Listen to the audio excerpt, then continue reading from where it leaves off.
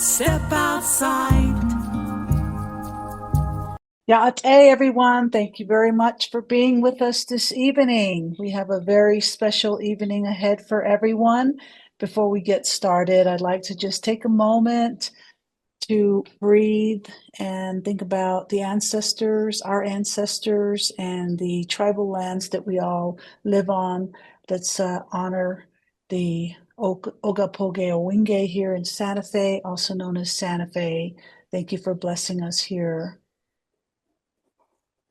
Joy Harjo served 3 terms as a 23rd Poet Laureate of the United States from 2019 to 2022.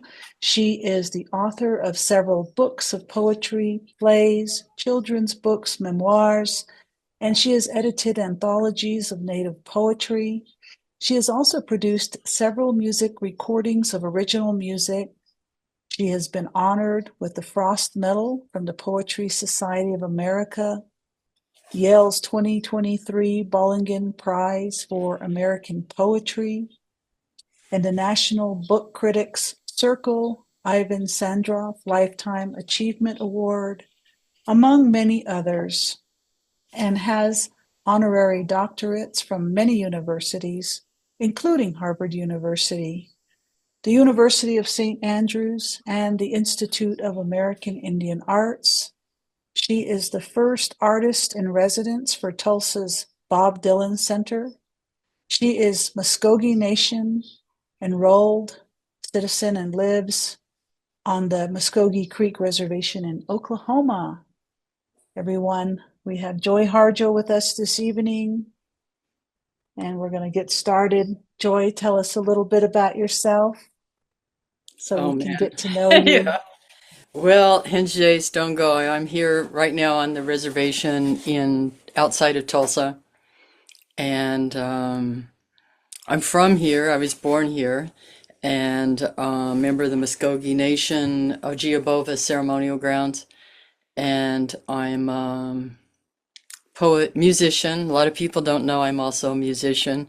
You guys know one of my favorite images is when we were all playing on stage out at Buffalo, what's that called? Buffalo Thunder. Well, at that time, that was a lot of fun. And so a little bit about myself. Well, I'm I'm really excited about a project that is I'm as the artist in residence at the Bob Dylan Center. I've helped co-curate a show. It was just announced on the Kiowa Comanche Cheyenne Muskogee Seminole guitar player Jesse Ed Davis, who played with John Lennon, did a lot with Taj Mahal, other bands, and was considered, he was one of the top on-call guitarists, incredible. And so that show is going to open mid-November. And there'll be a big concert with Jackson Browne, Taj Mahal, and I'll be playing with the graffiti band in February. But I've been with Doug Miller, he's my co-curator. And so I've been working on that. I have a book for young women. Right now, the title is called Girl Warrior Story Making for young Native women, particularly, but for young women. I just turned in my manuscript for that. And I'm working on a music album and a play, music play. And I think it's really cool that I has a podcast class. I've thought about doing one, but I'm already so busy. I'm already so busy doing things, and then I see these TikTok videos. But I stopped watching them for a while because I really love the dream world, which to me is the world of creativity. You know, it's like the creativity world. And when my dreams started, instead of having that depth that they have, when they started unscrolling like little scenes like TikToks, I thought, no, you've infected my dream world. You've infected my dreams. So anyway, I'm a mother, grandmother, great grandmother, and like I said, a musician, a poet, and I write prose. But I don't know what else, to say. I graduate. I'm an Institute of American Indian Arts alumni, and I've lived in many places. I've came home, but a lot of time in Deneta, your reservation area, and a lot of time Hawaii. I race outrigger canoes out there. I've did time in LA, short time in LA, Denver, but I'm home. I think we all go home. We all go home somehow, some way, in different ways. And I'm back. I'm working. Several of us are working to start a Muskogee Arts Council, and there's. I'm just happy to be here with my people.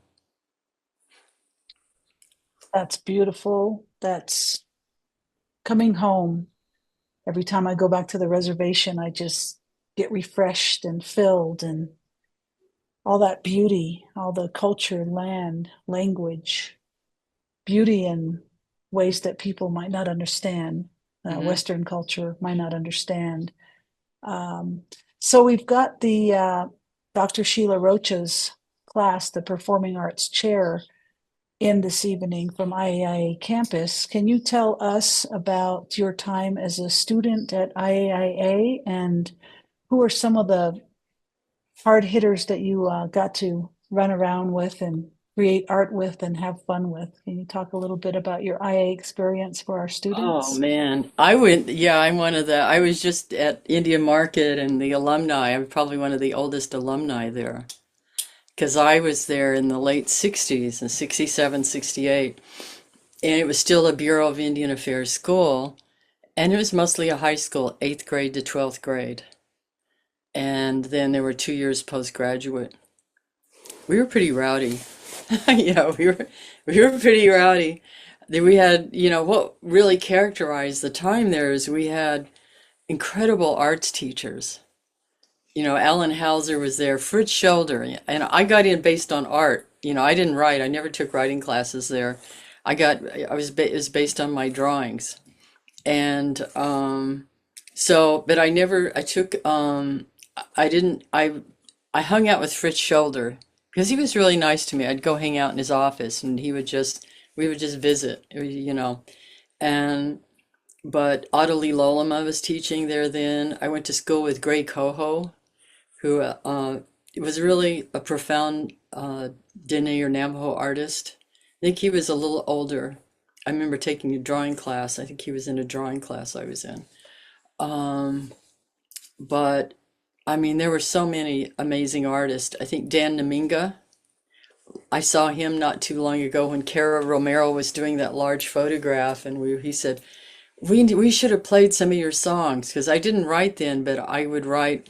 I got put in a class by myself because I was writing these limericks about teachers and things, but you know, but I was started writing some lyrics for the band. There was a band, Dan Aminga was part of it. Who else? There were some other heavy hitters who were part of that band, and that was in the days of psychedelic, psychedelic rock and Yes, absolutely. yes, and I was one of the dancers sometimes. During those times you would have dancers up and sometimes I would do that. But he said we should have played some of your songs. And but yeah, I had no idea I was going to be a poet. I mean, it was not. There were poets there, and I think that is the first time I saw native poets.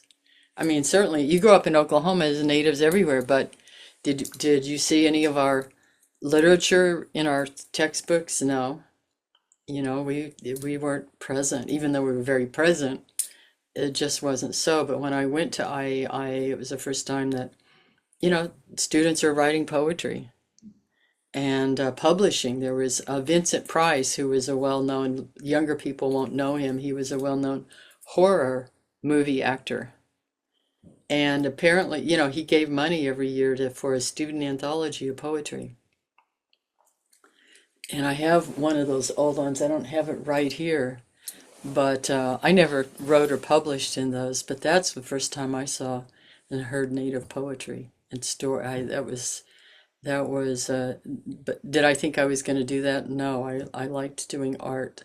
I didn't have to talk to anyone. I could I could go into that world and do art and not have to, speak. Public speaking or speaking terrified me. I have a whole chapter on it in that new book that I have coming out. But yeah, but it was what really characterized that time is the time it was Alcatraz, the takeover at Alcatraz had started, was happening. There was a civil rights movement, anti-war, anti-Vietnam War, the feminist movement. I mean, all of that was coming into place. And the recognition that, American art was Native art. I mean, that was just starting. We didn't have words like historical trauma then or sovereignty. You never heard sovereignty. None of that. I mean, all of this and was just emerging. All of this kind of awareness. I'm not saying we weren't aware because we're always aware that we're Native and we're always, but it had been so because of colonization and the brutality of removal and all of that, the long walk, all of it, we'd been in mourning. I mean, we'd been pretty, children taken away, all of that. But there was, something started emerge. I was in that generation where that emergence from and fresh creation out of that started happening. And I remember we were kids. I was in 11th grade, but I got put to 12th because I had enough credits to graduate. But I remember we would sit and we'd have these talks about aesthetics and native arts. I mean, and what it meant and experimenting and likings, for instance, Jimi Hendrix or other people, and yet knowing that we could still maintain our native indigeneity and connections. We didn't have that word back then either, and connections, and still, that what we were doing, we were creating something new. But I think every generation, in a way, does that. I feel like ours was especially charged, but that's because I'm part of that generation. But every generation comes in with, it's like a family, with something to. It's like when we come into our soul comes into our personal families, we have things we've agreed to help carry forth or develop, just like we do in our nations and our communities. But also, I think a generation kind of comes in, and I felt distinctly, part of a generation that came in to make certain kinds of changes or awarenesses, and so I was kind of the root of that, and it gave me a community of Native artists. And I love that it had, I was in a high school there, and I mean, now it's an art school and so on, but that was an important part of the program.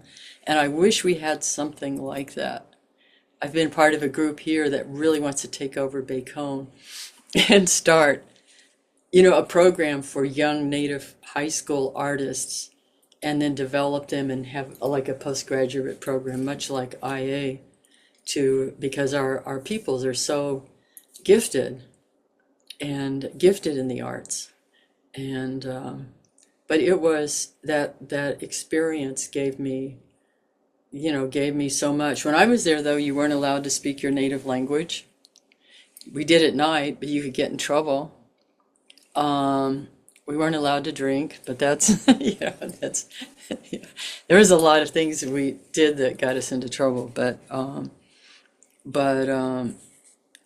it was groundbreaking, and it made community. I mean, where else were you going to have Native artists together in creating creative minds? And it was an amazing time. It was an amazing time. It was an amazing time in Santa Fe, and what was going on there culturally too, nationally. I mean, it was all, there was a kind of convergence, and IA was with all those arts teachers there. As part of that, it was really quite a convergence of ideas, and it really kind of provided a base. Certainly, being where I'm from and my community and my family who were artists and speakers, and musicians, that was one foundation, but the kind of aesthetic and foundation and community, arts community foundation. And I really started, it was IAIA was invaluable for that. And from what I hear from students, it's still, to some extent, it's always kind of maintained, been made itself a kind of community that we come back to. Right. I remember when I first met Earl Biss, I was waiting tables in a restaurant at Steaksmith, and this was in the early 90s. And I said, hey, brother, what tribe do you come from?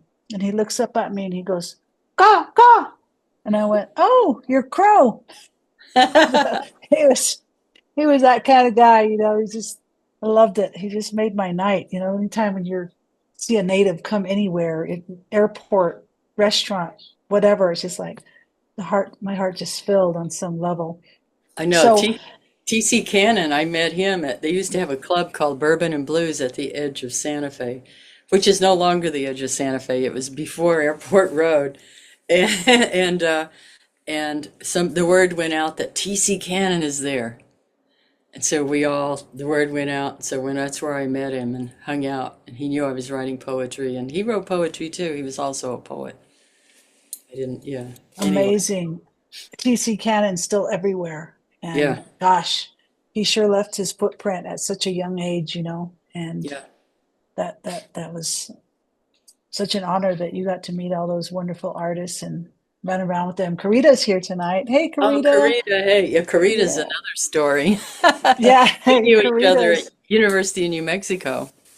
Yeah. Oh, Yeah. cool. I was majoring Yeah. in, she was, a ceramicist artist, and Hmm. I was working on a BFA in studio art when I was at UNM until my last year or so. But Karita and I had some good times together. Yeah. When I met Karita, she was the interim dean of academics at IA. So I didn't really meet her. She was just way up there. And I was like, wow, role model. Anyways, those were the days. So moving on to, I know people are probably always asking you these questions about poetry, read a poem. But what I want to ask you is, how does your music and poetry feed off each other? Can you talk to us about that since we got some creative people in the audience tonight? Music was my first love, actually. I mean, my mom sent me to dance classes. I was pulled out an image and showed somebody. And I love I love music. My mother wrote songs. We had some of the best country swing names and country swing music at our house, listening to music, and she wrote lyrics. She wrote song lyrics. And so that's the poetry. And then she went to a one-room schoolhouse at the border of Oklahoma, Arkansas, and they had them she had to memorize poetry. And so she still remembered them. And that kind of hooked in, that was my love of lyrics and poetry. And I always loved it. I would read it. I like to read poetry. And now what was the question again? Is I lost the It's how does oh, the music kind how of does your figure. music and Yeah. poetry feed how does the music and poetry feed each other through your Yeah, creative so process? Do they go hand in hand no, or that's right. Thank you. So what happened is that I loved it, music, and I did well music in school, and even in sixth grade, I had a clarinet and then I went to junior high, and the band teacher wouldn't let me play saxophone, and at the same time, I had a stepfather who forbid me to sing because he didn't want music, because he didn't want me to be happy. And it's just a challenge. We go through challenges, and I walked away from it. It was around the same time that I had a diary, and he got into it and started reading what I'd written aloud to make fun of me. And so I just kind of closed all that off, just like so I could do my art. And that's what I did. And it wasn't until I I started learning sax when I was almost 40. And I learned on stage with Poetic Justice. I started that band and I hadn't been playing very long because I'd been fooling around with it for a little while because I finally decided, I'm going to get a I'm going to get a saxophone. I had somebody write out the G blues scale, and I started just kind of learning and practicing. And I actually did my first music thing was in Tucson with a guy who his wife was taking photographs of me for something, Robin Stoutenberg, and Keith was kind of alternative music, and we just started fooling around. We did a couple of events, but then I moved back to New Mexico and got with John Williams, Sue Williams, and we started Joy Harjo and Poetic Justice. Willie Johnson came in and out of the band, and but that's when I started putting it together. I could always hear it. And a lot of people think, well, it was John Trudell that, I mean, John Trudell's name comes up, but he's not the one who inspired me to do this. It was hearing Jane Cortez. She was born in Arizona, African American poet, wonderful poet. I love her poetry, and she was doing jazz, and jazz blues stuff with poetry, with her poetry with a band. Her son DiNardo was playing drums. He was the son she had by Ornette Coleman. And that's what inspired me when I went to New York. The first time I went to New York, Ishmael Reed brought a bunch of us there. He was really important in the multicultural literature movement. And when I heard her, and then I got to hear Linton Kwesi Johnson from Jamaica, I saw him perform. I was like, that was a way to take poetry, which I'd gotten into by then, and to take music. And so I picked up a horn and started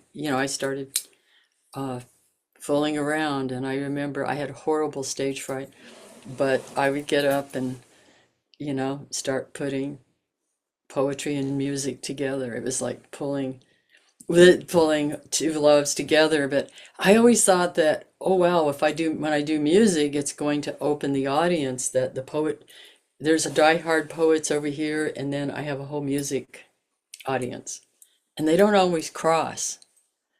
A lot of people, when I've done music gigs, they'll say, oh my, we didn't know you played music, we didn't know you were a musician. But it's similar in the sense that they're both sound art.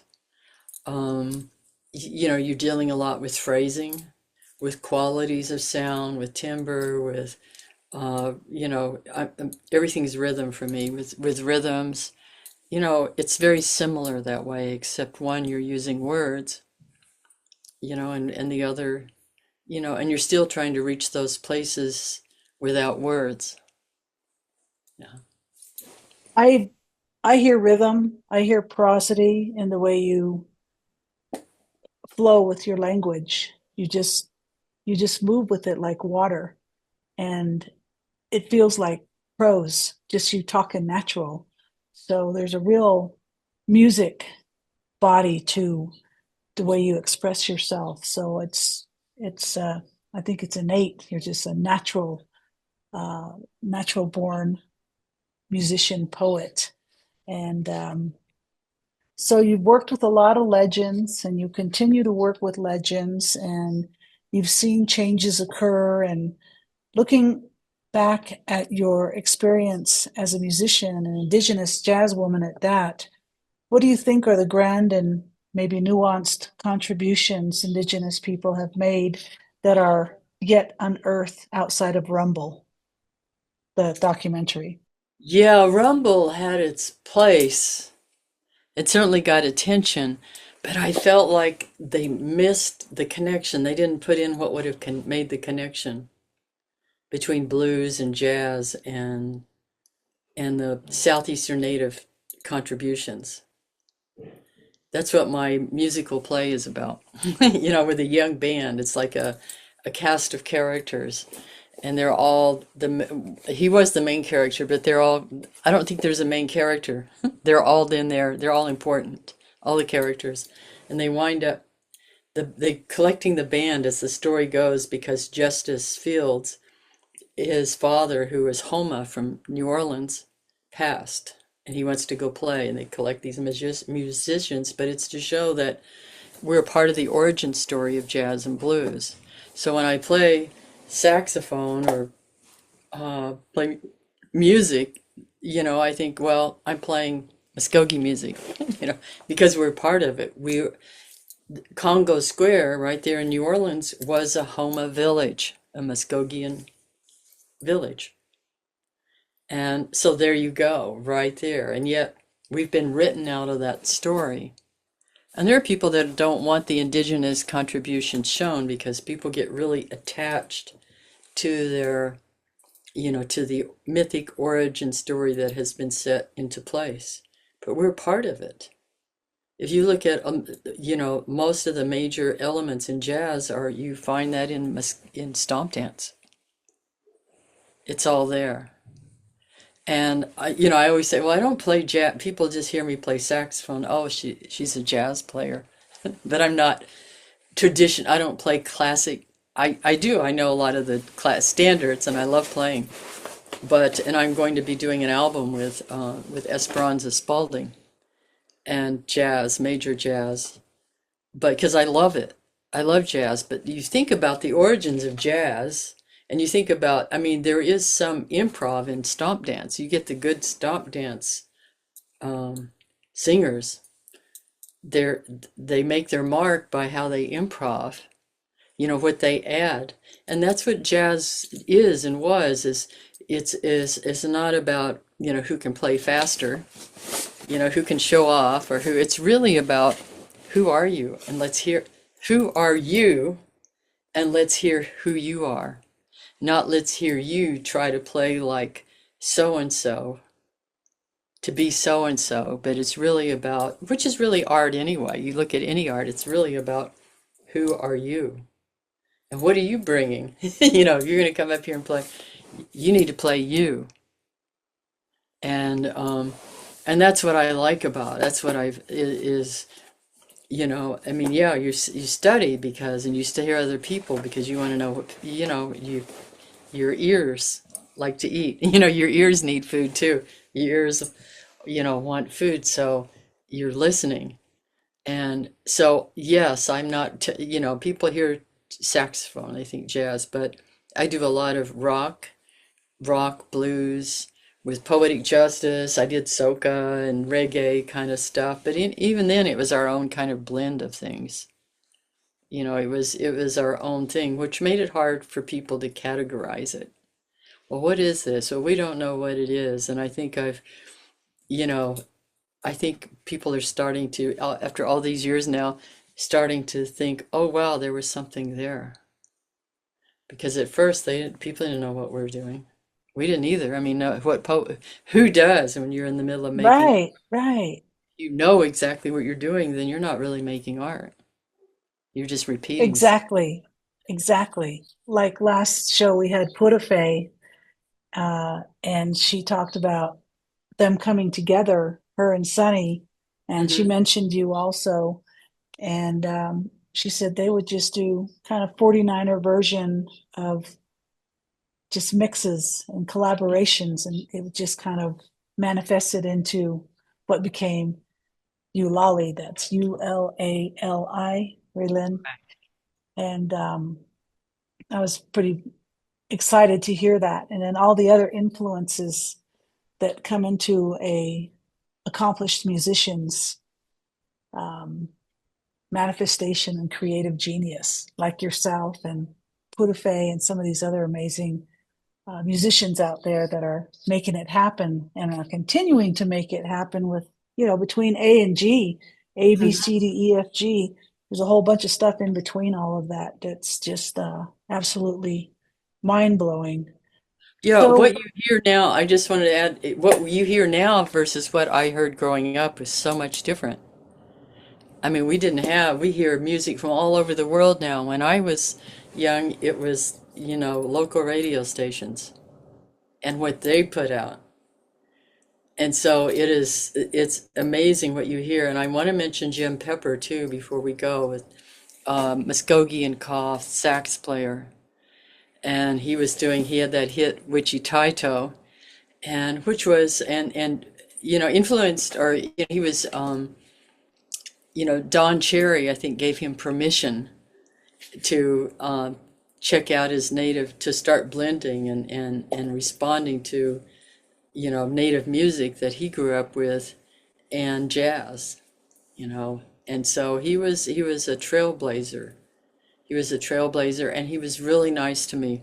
When I I got in touch with him. I was just starting to play saxophone, and I got in touch with him and when I was going to New York to do reading or something, and got a hold of him, and so when I go there, I'd get a hold of him, and we play music. We go check to the music stores. It's gone now. That I feel so sad about that. In New York City, there was a row on, is it 34th Street or something, where music stores. There was Manny's. There's all kinds of music stores. It was like Candy City for musicians that we go along. And but yeah, he was an original. Yeah, we were up in Minneapolis not too long ago, and I went into a really cool music store, and it was, I don't remember the name of it, something fetus, but it was really just Oh, I know amazing. that Some of the old collections, they had, and the LPs coming back. Can you imagine? I'm like, okay, when's the 8-track coming back? Eight. one. Yeah, so since you've been a three-time poet laureate, wow.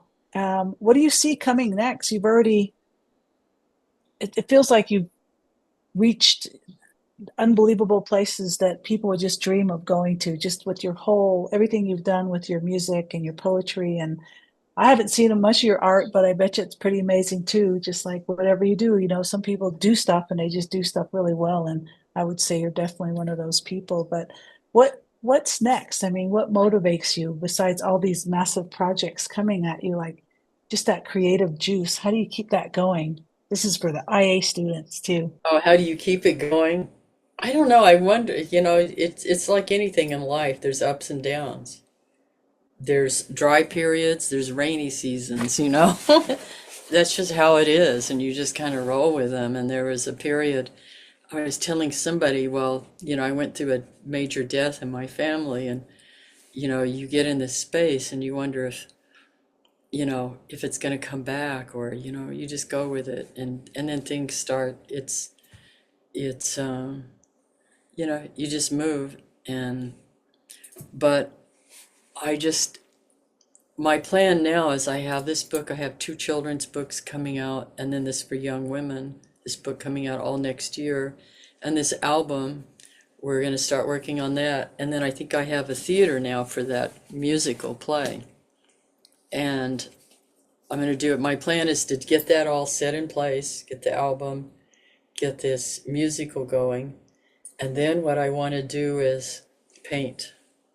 I've got my easel set up in here. I started one, but that's what I want to do. I don't want to travel quite so much. I probably always will to some extent, but because I don't like airlines anymore. I don't like all of that to get there, but I really enjoy meeting people, and especially young people, and well, everybody's young now, but I really enjoy meeting and just being there and visiting with them, and seeing what people are up to, and so I like that part of it. But I really I want to paint again and do my art again, which was my first love, along with music. Music I can do here and record stuff and get out there. I know that in order to get your music out there, like our friend Larry's always on the road, always. And that's kind of what you need to do to get it out there, but maybe not so much these days with, all of the social media. But there's nothing beats a live audience. I'm going to be playing with my band at a music festival in Wisconsin in a few weeks. But so I still get out there and do that. I mean, I've got a gig here in town in a few weeks too, about 3 weeks. Yeah, we were just there, Wisconsin. Amazing, amazing. Don't believe the news. There's beautiful people all over Minnesota, Wisconsin, Michigan, just the Midwest, just beautiful, beautiful people out there, and great audiences too. So moving into what we were talking about, well, what you were talking about, not having to move so much, but being able to get the music out there, the poetry out there. nowadays there's more visibility in movies with Native American characters, and from back to front to middle and all the way around, right down to the gaffers. It's native cast. It's unbelievable. Pacific Islanders Mm. collaborating with North America, and the Aboriginal First Nations. Some of the films they're coming out with, some of the plays they're coming out with, just to inform truth telling, is just beyond my wildest imagination. I.e., Reservation Dogs. Yeah. What was that other one that came out? The Navajo Girl Fry Bread Face. Was that one Oh, that Fry that Bread. That was amazing. That movie. I gotta show our sisters that tonight. Now that I'm saying that, when we're done, I want to read them one of your poems. I want to ask your advice. Which poem should I show them that I can find? And then I want to watch Fry Bread Face with them tonight. Yeah, that's what we want Yeah, to do. that was a good movie. Now, whose movie was that? Who Oh, it produced was it? It was a Navajo guy. I mean, I can't Yes, it even. was. I I'm was bad trying with to remember names, his name to give him a shout but out. It was number wow. 4 on Netflix. It was in the Netflix top 10 when it first came out. I was so Oh, excited. when I was in Australia, it had come out, and I was like looking all over these platforms. And I guess over on the Southern Hemisphere, they don't put it on those platforms because I couldn't find it anywhere until we came back over here. So I think it's all algorithms and who's going to watch what, and that's where the movies end up and stuff. But natives are making it to those platforms, and I'm really blown away by that. I'm very, very proud. Everything that everybody's doing, we've always wanted to do or have been doing on some level on our own, and me in very small ways, which is fine. But what's your take on how our ancestors in the arts started movements with song and words during the civil rights and even before that? And where do you feel the indigenous movements are going from all that? Like, And is there I don't quite understand the first part of that question about what. Well, what is your take on how our ancestors in the arts started movements with song and words during the civil rights? There was there was a certain vibration going on at that time with, I think, a lot of indigenous people here in the States were recovering from the Indian Relocation Act. I think that was in 54. And a lot of indigenous brothers and sisters were almost forcefully removed from their reservations and put Right. in, and all that kind of stuff. So there's all this stuff happening. So what, how has that influenced the young indigenous people today? Or is there even a recognition of it or a memory of it? Or, because I mean, my whole family was a part of that whole thing, American Indian movement and all that kind of stuff. So, um, I don't know that they and know very much about it. yeah, I okay, don't know that, I think about our grandchildren, and then I talk to a lot of young people, and yeah, I think too, I mean, every generation, of course, when they're young, is very self-focused. You know, yeah. like you go through a time of adolescence, even in making a program, or I mean, it becomes very self-focused, and then you start branching out. But I don't even know how much history is taught in schools anymore. Or where it starts, or what you're even allowed to teach. In Oklahoma, you probably can't even teach the civil rights movement. Oh, yeah, I Really, forgot about that. right? Right. Or in Yeah. Texas, or in parts of Arizona. I mean, there's a law. That's There's a law that there's a law against it. Native rights sounds movement. almost like the 1934 Hayes Act, where they started censoring all the screenplays before they went into the studios and Yeah, yeah. started to really demonize certain characteristics of human five-fingered ones, and demonizing is all I can say. Is they just did stuff to do a lot of damage to people's minds, I think. And Man, that's yeah, still going on. I mean, it's like it didn't end, or it pops up again, yeah, because it's it has a fertile field to pop up in when you have certain people, negative people at the yeah. helm. Yeah. Well, I I think love tends to arc this way, And in the long run, love prevails. I Love believe conquers that. It's all. I have to believe that because I ferocious. don't know what else to do. Yeah. It's ferocious. I Yeah, it mean, is. It's ferocious. I just think we're here to be tested. yeah, we're Here here to be to, tested. That's what we came here for. We didn't come here for, it's not the vacation planet, so to speak. But we came here to go spiritual muscle. mm, We've certainly been tested, and we're being tested, and we will be tested. And you know, even getting even getting a native rights movement together, or everything that came together to do that, that came out of a need to, enough. People saying enough. Now you're talking about relocation. I don't even know if these young people know about relocation. You think when you were talking, I was thinking about how all the money that the government put into a program to move people from, they were trying to close out reservations and to take back, they wanted all the land. And so their plan was to move natives to the cities, and then we would forget about being native, and then there would be no more Indian problem. That's what it is, an Indian problem. Well, it didn't work. Everybody goes home. Everybody knows we're right. home. That land is us. We're the land. We're gonna be there with our people. So it That's backfired. right. It caused a lot of damage too. It caused a lot of damage, and the Indian Child Welfare Act had to be put into place. It was because of the theft, wholesale theft of our children. Yeah, there's And been some and heavy then stuff going on in Oklahoma too. yeah. And I've been reading up on, the ICWA there in the last couple of years. And, No, it's been it's just, pretty bad here. yeah, when we were coming through, um, coming back from Michigan, how do you say Michigan, Michiganderland.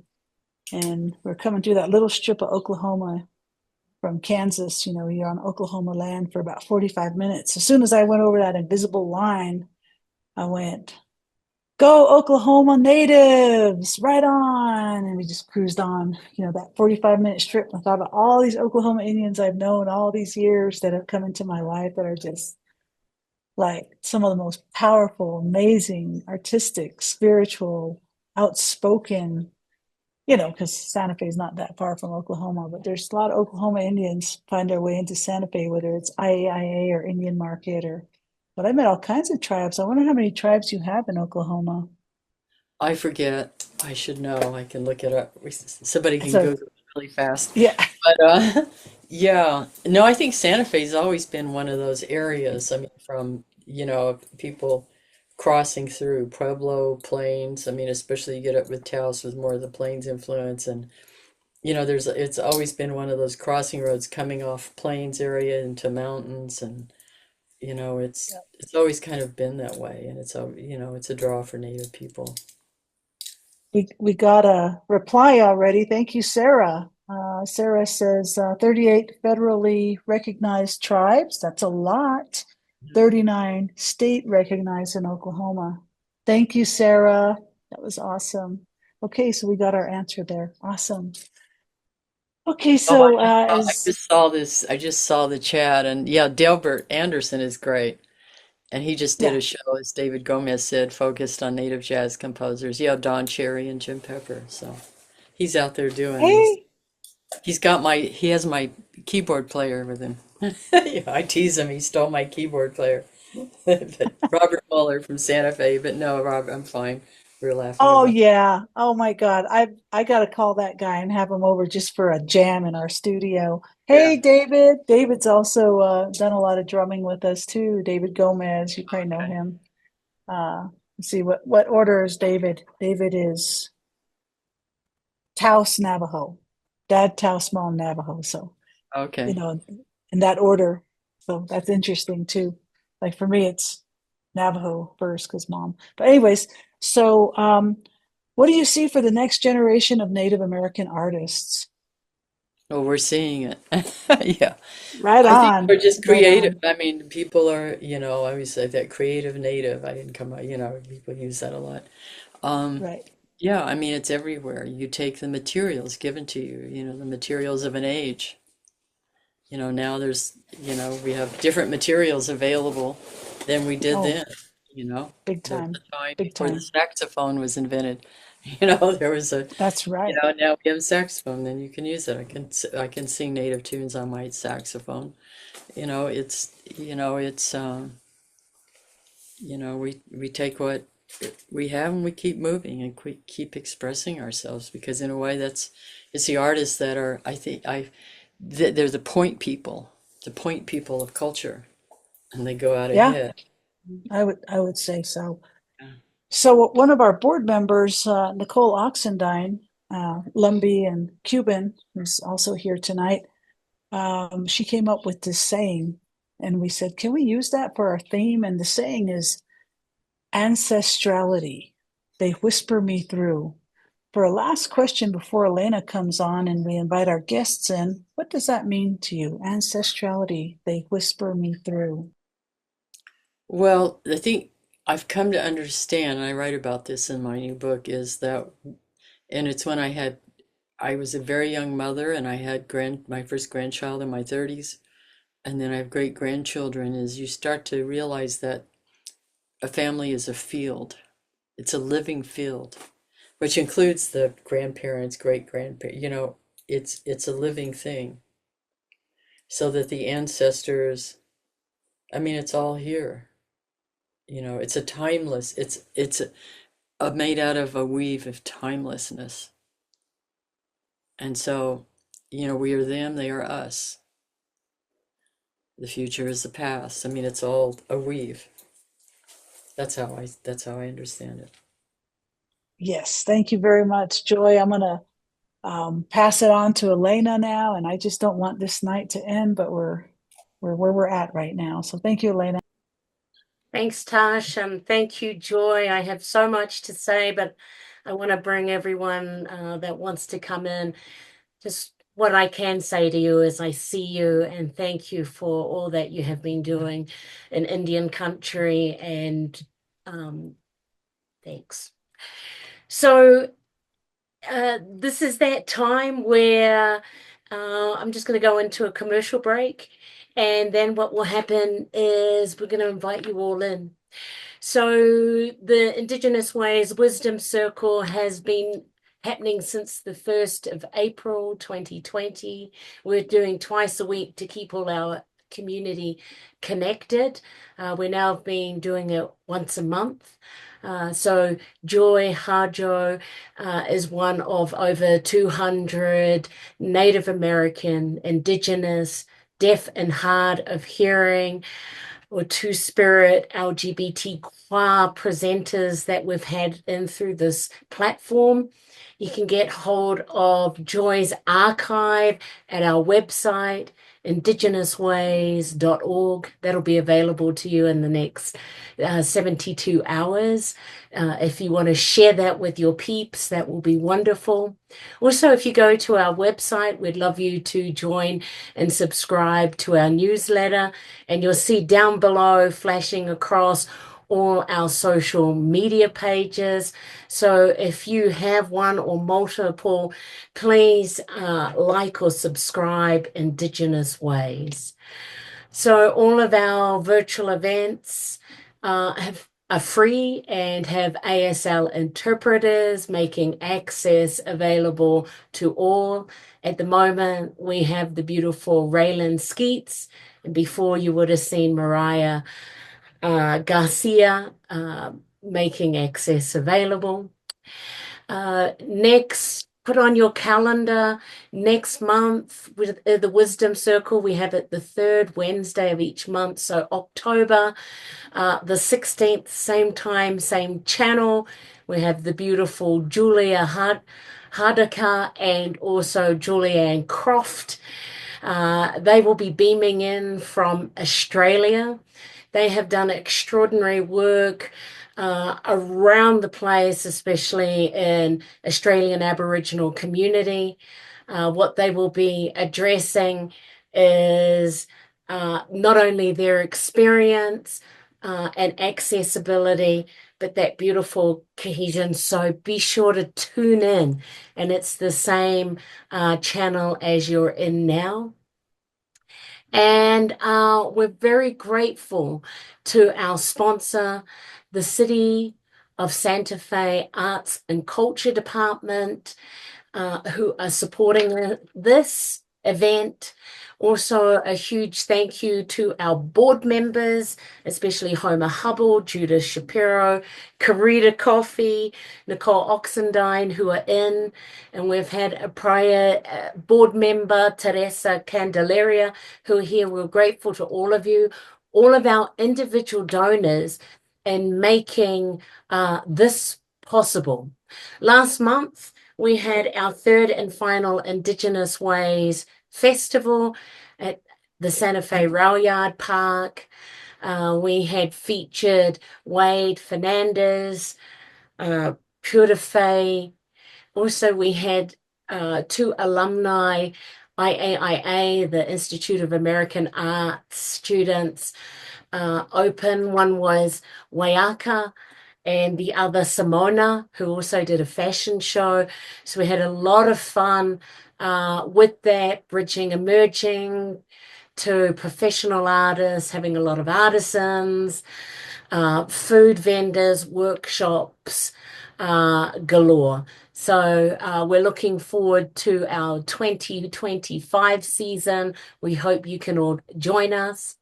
And then if you're able to, we have PayPal. We also have Venmo or donate. If you donate, what happens is you are supporting us keeping going and supporting extraordinary artists like Joy to be in the circle. So on that beautiful note, I have opened the video channel and also the microphones. If you want to come on and say hi to Joy or have a question for Joy, now is the time. Or if you're feeling a bit shy to turn on your camera, you can also throw a question in the chat box.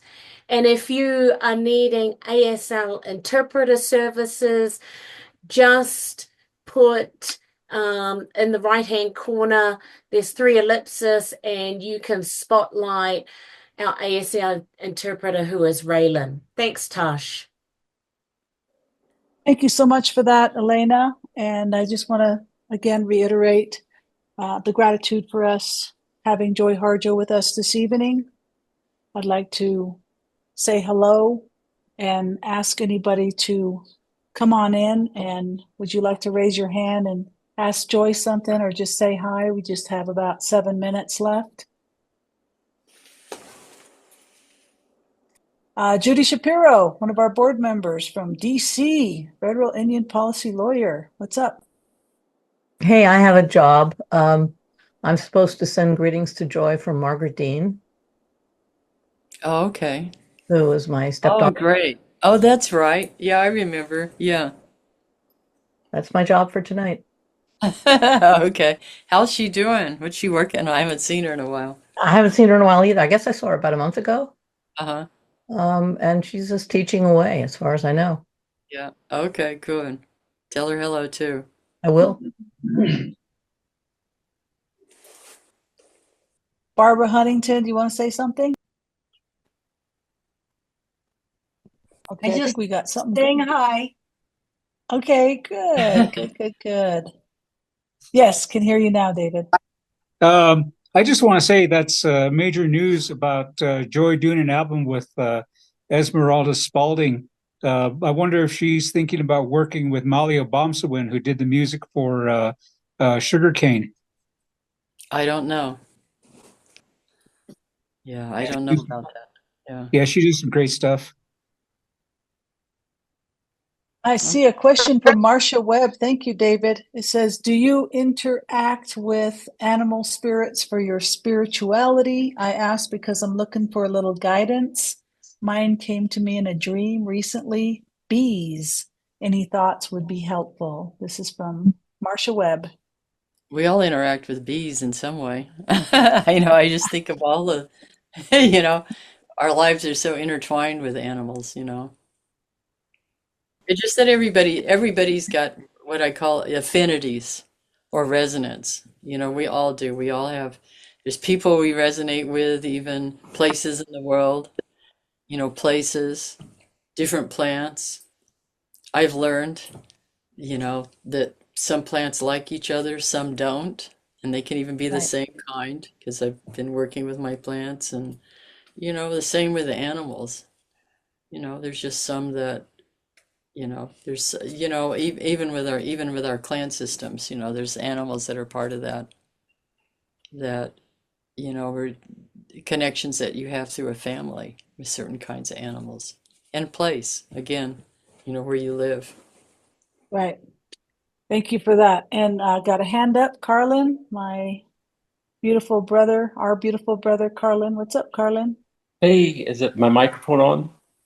Hmm.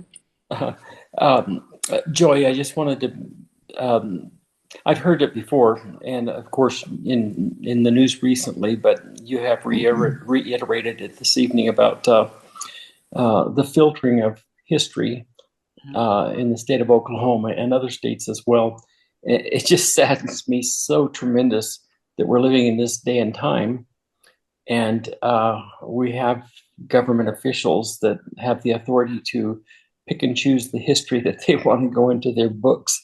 So, and we just live across a straight line. I live here in Santa Fe along with Elena and Tosh, and we don't have that restriction. And it makes me so sad, just numbers of miles across the state line we encounter. And I'm not saying Oklahoma is bad, because I actually lived there for about 2.5 years in Oklahoma City area. And it's a wonderful place, beautiful place. But how sad that they have chosen to not include. So it's more of a comment I'm giving you, but just it's very sad to hear that true history is not being included. History can be good or bad, and depending on the people's eyes, but we should never pick and choose what history we want to teach and what history we don't want to teach. So No, all the stories are important, and it just comes back. I think it works the same way. It just comes back on people when they start being repressive, or enacting cruelty against others. Well, I got a little remark for you, Carlin, before we sign off this evening. They're making movies all over Oklahoma. A lot of those movies that are hitting the major platforms are out of Oklahoma. The actors, the writers, the director. I mean, this is their way of saying, "Hold on, let's write our books in a different way. Let's take it to the big screen." So, I think that's really cool. It's awesome. Yeah. All right, everyone. Beautiful. We are Thank just you, out of everyone, time. for that. Thank Tosh, you. I just wanted to thank Lani for being here while we saw. Also, I want the last word to come from the beautiful Corita Coffee. There's a message saying, I so enjoyed hearing you speak. It always seems to come from the heart and not that scholarly native rhetoric. I so hear so much. And on that beautiful Right note, on. I want to thank Thanks, everyone so Frida. much for tuning in, whether you're live watching the recording. Thank you to our ASL interpreters, each and every one of you for gracing us with your time now or in the future. We'll look forward to seeing you in October, same time, same channel, 3 Wednesdays, which is the 16th, with the beautiful Aussies that will be here. But please, let's give it up for the one and only extraordinaire Joy Harjo! Joy, yeah. Touch the earth.